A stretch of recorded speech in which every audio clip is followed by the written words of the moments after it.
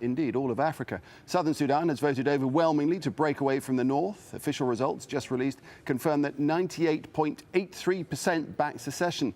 A new nation will be created on July the 9th. The number of those who voted in favor of the unity, 44,488, and those who voted for secession, 3,792,518, with a percentage of 1.17%, and 98.83% of the total valid votes. Well, hours earlier, we heard from Sudan's President, Omar al-Bashir, who formally accepted the split to form a new state. We have the results today. We warmly welcome them because they express the wish of the people of the South. Well, despite the challenges ahead, residents in southern Sudan are pleased at the prospect of a new nation. Me, as a citizen of southern Sudan, I'm really extremely happy because we are going to experience a new life. There will be no more oppression by the Arabs. We're going to be independent. Yeah, for us, I'm feeling very happy because I know that this official one, it is just to inform the world that this one is done officially. Well, Sudan is currently Africa's biggest country, but on July the 9th, when southern Sudan breaks away from the north, that title will go to Algeria. No decision has been made on what the new nation will be called, nor has there been any resolution on who will get the disputed region of Abyei. This is the oil-rich region, and it has prime agricultural real estate right on the border. The people of Abyei are yet to vote on who they want to be aligned with. At the moment, tribes there are allied to both the north and the south. Well, Harry Matassa has more now from Juba.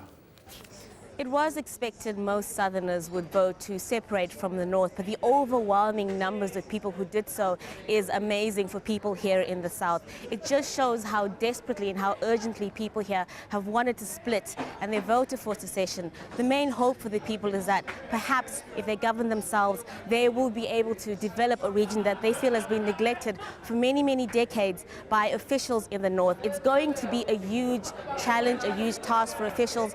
Time may be against them. People here have high expectations. They want schools, they want hospitals, they want basic services like running water. This takes money, this takes help from the international community, but generally officials here are saying that they will do their best. They know they have a mammoth task ahead of them, and they're saying that with the support of the people, with the patience of the people, they hope that these outcomes can be achieved.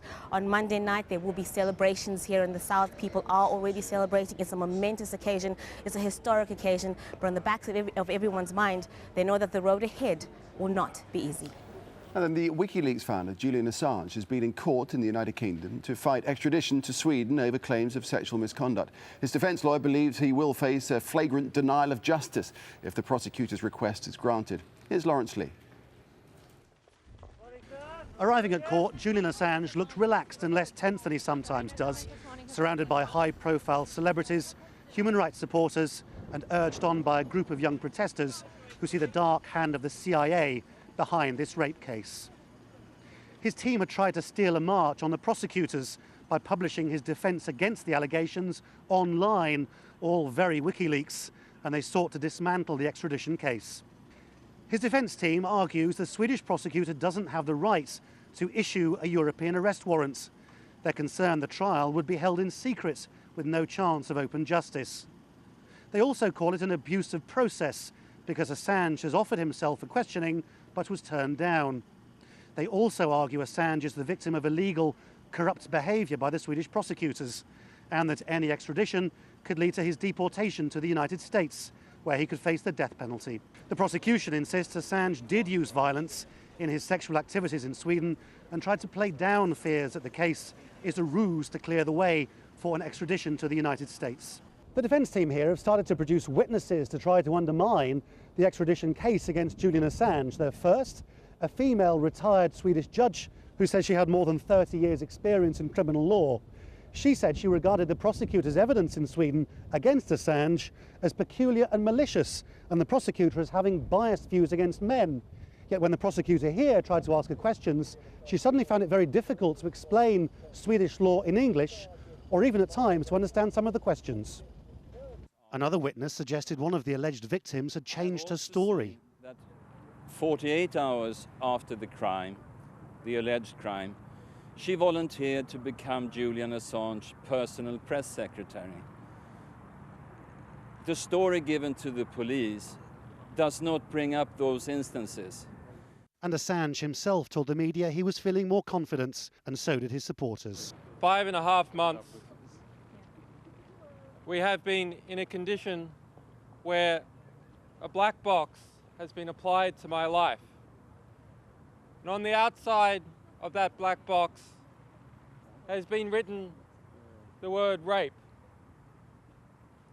That box is now, thanks to an open court process, being opened. And I hope over the next day we will see that that box is in fact empty and has nothing to do with the words that are on the outside of it. I think that some of the evidence came through, which is a very good news, that the truth is emerging. The hearing is scheduled to end on Tuesday. There may or there may not be a final ruling on the extradition. Lawrence Lee, Al Jazeera in London. The ongoing story of WikiLeaks. Still to come in Al Jazeera, caught in the crossfire, the residents forced to flee following days of fighting on the Thai-Cambodian border. And bushfires rage across Western Australia. We report on the destruction of homes across a vast area.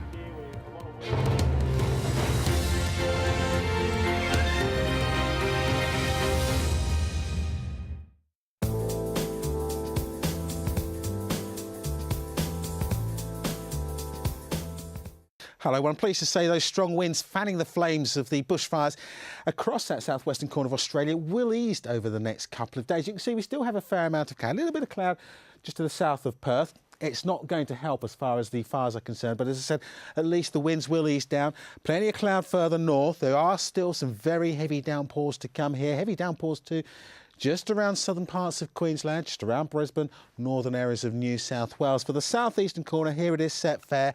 It generally stays dry, and if anything, our large area of high pressure through the Bight will edge its way a little further eastwards. In the process, that's when we're going to see those winds just easing for the Perth area over the next day or so. Not so as we push up towards the northwest. Heavy downpours will persist here, and some heavy rain to come too into New Zealand. We've got some rain stretching out of Australia, just around the Gold Coast, pushing down into New Zealand. That will gradually make its way further northwards as we go on through Wednesday. So brighter skies coming back in behind Wellington, getting up to 18 degrees Celsius.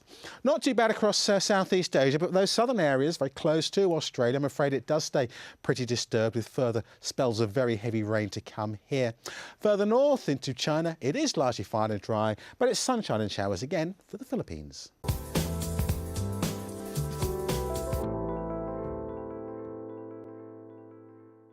Qatar Tourism Authority invites you to the 8th Doha Jewellery and Watches Exhibition from the 15th to the 20th of February 2011 at the Doha Exhibition Centre. Sponsored by Qatar National Bank and Qatar Airways.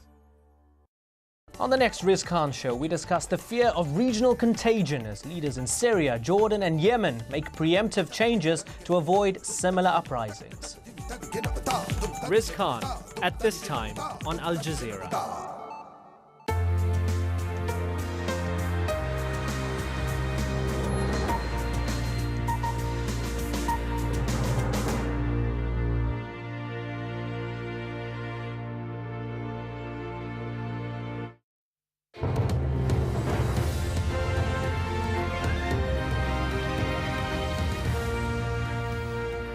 Hello again, you're watching Al Jazeera. These are our top stories. Talks between the Egyptian government and opposition groups about the country's political crisis have failed to appease protesters across the country.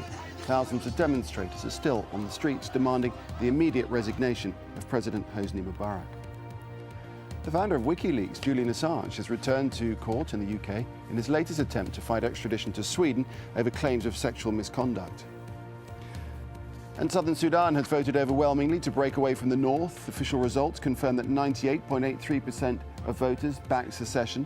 A new nation will be created on July the 9th. Well, now, thousands of Sudanese living abroad have been watching developments closely. Around 3,500 Sudanese people live in San Diego in California. It's home to America's third largest Sudanese expat community. Rob Reynolds asked them about their hopes for the future. When Matthew Riek walks the streets of San Diego, he sometimes thinks of the long journey he endured as one of South Sudan's lost boys, orphans wandering through a war-ravaged wilderness.